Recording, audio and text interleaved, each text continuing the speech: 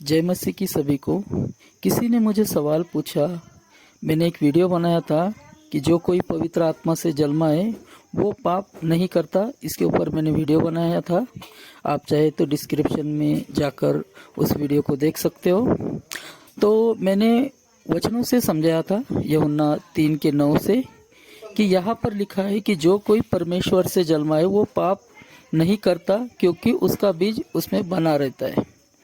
तो जो पवित्र आत्मा पाया हुआ इंसान होता है वो पाप नहीं कर सकता, मैंने उस वीडियो में समझाया था।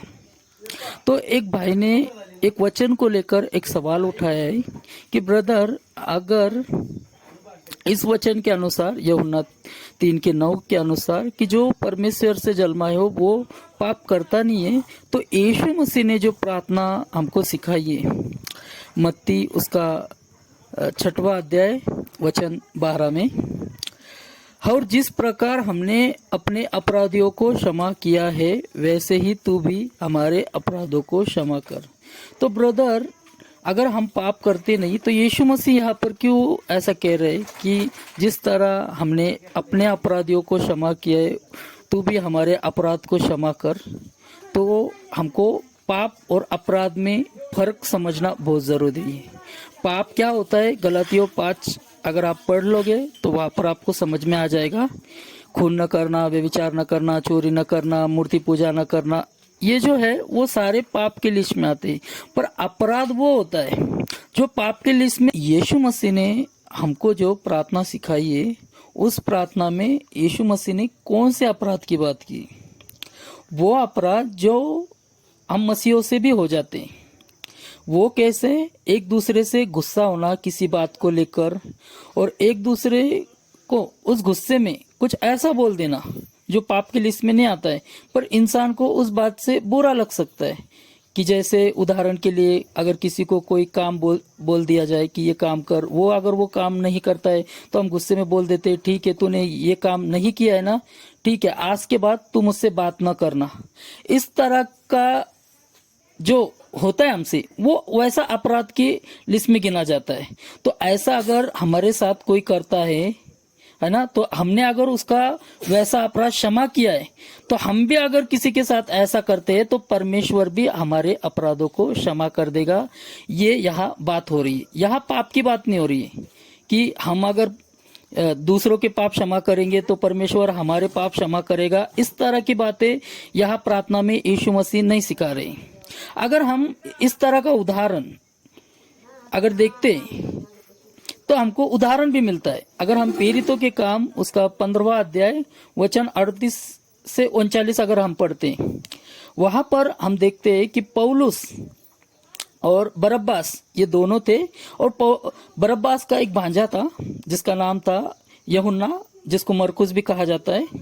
यहाँ पर कुछ ऐसा हुआ था कि प्रेरितों के काम 15 अध्याय वचन 38 और 39, यहाँ पर हमको देखने को मिलता है कि यूहन्ना जो है वो इन लोगों से अलग हो गया था, और इनके साथ जो वो है, यहाँ पर लिखा है कि काम पर ना आया था। तो बरब्बास और पौलुस में यहाँ मतभेद हुआ था। आइए हम वचन को पढ़ लेते हैं। पौलुस ने उससे जो पंफुलिया में उनसे अलग हो गया था और काम पर उनके साथ न गया, साथ ले जाना अच्छा न समझा। मतलब पौलुस कहीं पर उसको साथ ले जाना चाह रहा था, तो वो पंफुलिया से अलग हो गया था यूहन्ना। तो फिर पौलुस उसको अगली बार साथ ले जाना अच्छा न समझा, अतः ऐसा विवाद उठा कि वह एक दूसरे से अलग हो गए। तो यहाँ पर हमको समझ आता है बरब्बास और पौलुस में ऐसा विवाद उठ खड़ा हुआ था इस बात से लेकर कि यूहन्ना उनसे पहले अलग हो गया था, पौलुस उसको कहीं साथ ले जाना चाह रहा था काम पर। तो पौलुस नाराज था उससे कि ये काम पर हमारे साथ नहीं आया, इस बात से। तो पौलुस अगली बार उसको जो है साथ ले जाने से मना किया। तो वहाँ हम देखते हैं कि बरब्बास और पौलुस में थोड़ी मतभेद हो जाती है एक दूसरे के लिए, और वो एक दूसरे से अलग हो जाते हैं। तो इस तरह की बातें हम में हो जाती हैं, तो इस तरह के अपराध हमसे हो जाते हैं। तो ऐसे अपराधों के लिए यीशु मसीह ने प्रार्थना करने सिखाया है कि जिस तरह हमने अपने अपराधियों को क्षमा किया, मतलब हमारे साथ ऐसा जिसने किया उनको हमने क्षमा किया है, तो हमने भी किसी के साथ ऐसा किया है तो हमको भी क्षमा कर, ये प्रार्थना यीशु मसीह ने सिखाई।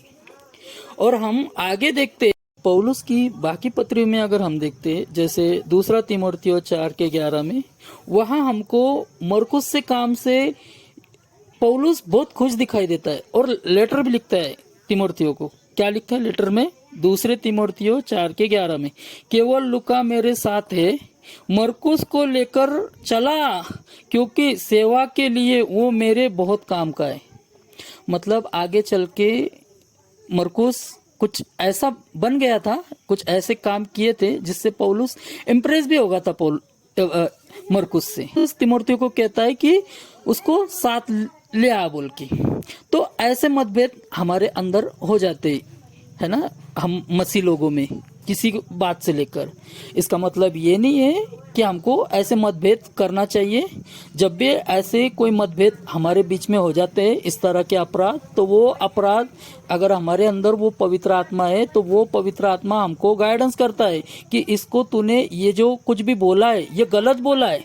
तब हम परमेश्वर के सामने जाकर प्रार्थना करते हैं कि हे परमेश्वर, हमसे यह अपराध हुआ है, हमको इस तरह की अपराधों से क्षमा मांगने की प्रार्थना करने यीशु मसीह ने हमको सिखाया है कि हमसे अगर कुछ ऐसे मतभेद हो जाए किसी से जिसकी वजह से किसी का दिल दुखे, तो हमको ये प्रार्थना करनी है कि जिस तरह हमने अपने अपराधियों को क्षमा किया है, मतलब किसी ने अगर हमारे साथ ऐसा किया है जिससे हमारे को मन दुखा है, तो हम भी अगर किसी का मन दुखा है तो हमको क्षमा कर। ये प्रार्थना यीशु मसीह ने हमको सिखाई है कि हमारे अपराधियों ने हमारे खिलाफ अगर अपराध किया है तो हमने उनको क्षमा किया है, तो हमसे भी अगर किसी के लिए अपराध हुआ है तो हमको भी क्षमा कर। तो यहाँ कहीं पर भी पाप की बात नहीं हो रही। पाप और अपराध, इन दोनों में बहुत बड़ा फर्क है। तो यहाँ यीशु मसीह ने अपराधों के लिए क्षमा की बात की है, पापों के लिए नहीं। तो जो कोई इंसान अगर पवित्र आत्मा पाया है तो वो पाप करेगा ही नहीं।